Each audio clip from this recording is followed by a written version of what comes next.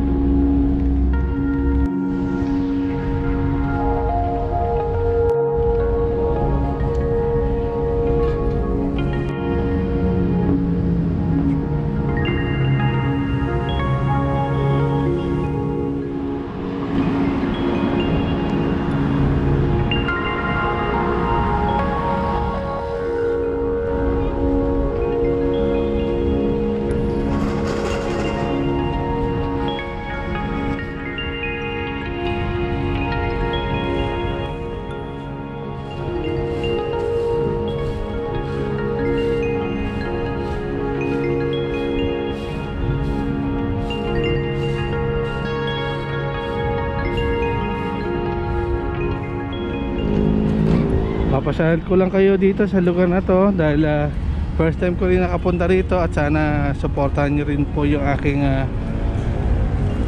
vlog regarding dito. Dito malinis oh.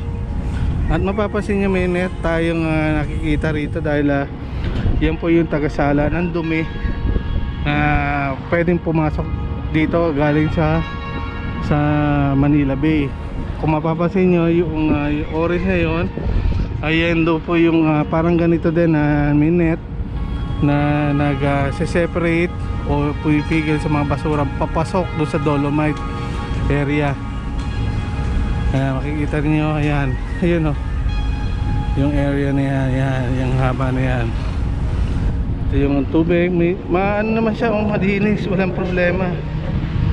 Kaya kanina kagaya niyan, nagsasagawa po ang MMDA dito ng clean up drive dito sa may seaside po ng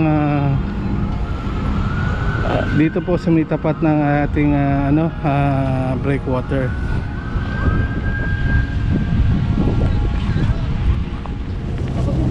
Ito guys, nandito po kami ngayon sa may tapat po ng Manila Yacht Club sa may breakwater at kanilang nililinis.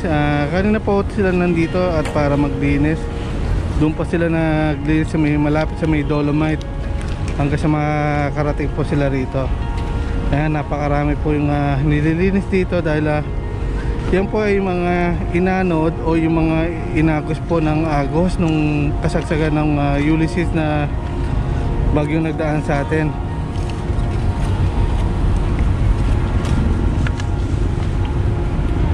Hanggang doon po sila naglilinis. Ayan, hanggang doon po sila nililinis. Sila ay mga tauhan, mga MMDA na nagsasagawa ng paglilinis dito. Good job sa inyo mga sir, saka ma'am, para tayo ay magtulong-tulong dito sa kalinisan ng Maynila.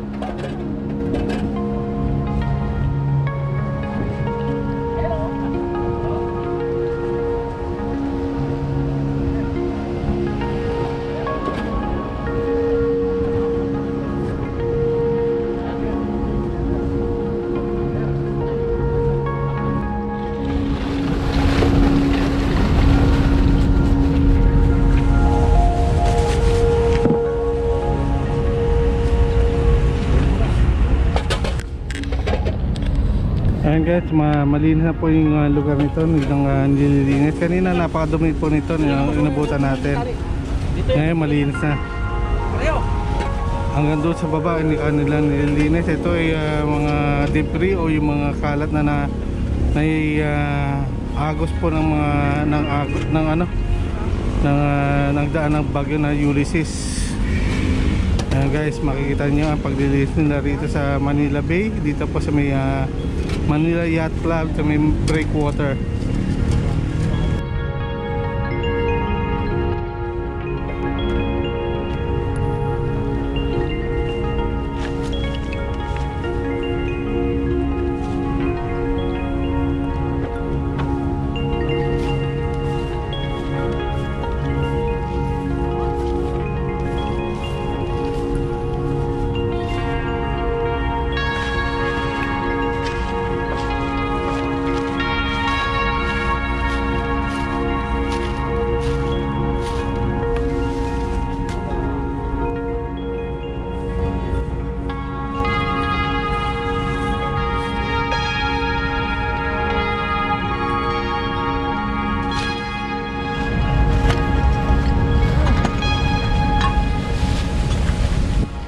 Yan, lahat po ng mga pasulok-sulukan itong seaside na itong Manila Bay, dito sa may tapat ng ng Manila Yacht Club ay kanilang nililinis para siguraduhin walang kalat na matitira at babalik sa Manila Bay.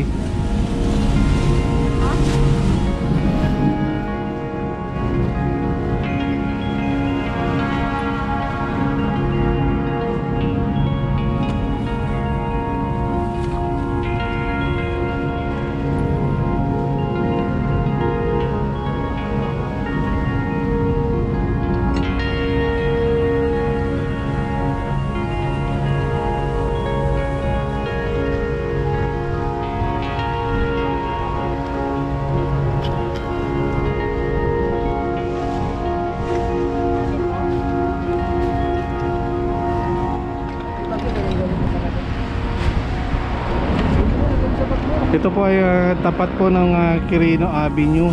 Paglabas niya, doon may bunganga po ng o pinakabibig po ng Quirino dito sa may Ross Boulevard.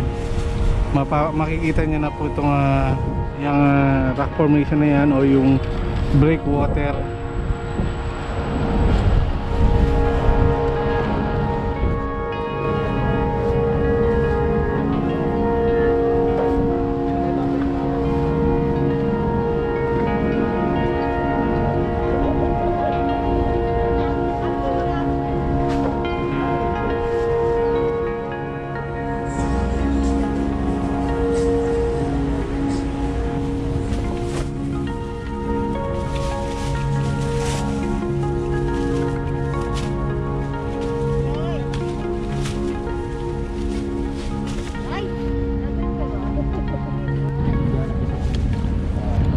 Mga ilang bag po yan, sir?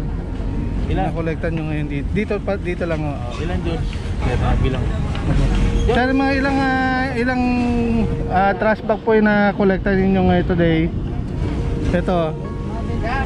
Ito lang po. Ilan po? 23. Ilan po?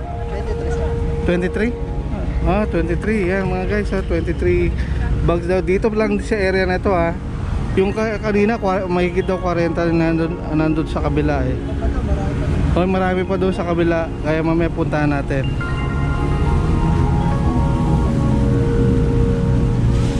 Ito medyo malinis na, pero na rin sa tubig mamaya ayusin din nila yan para tanggalin mga lumulutang-lutang na mga debris, yung mga kalat ng mga styrofoam.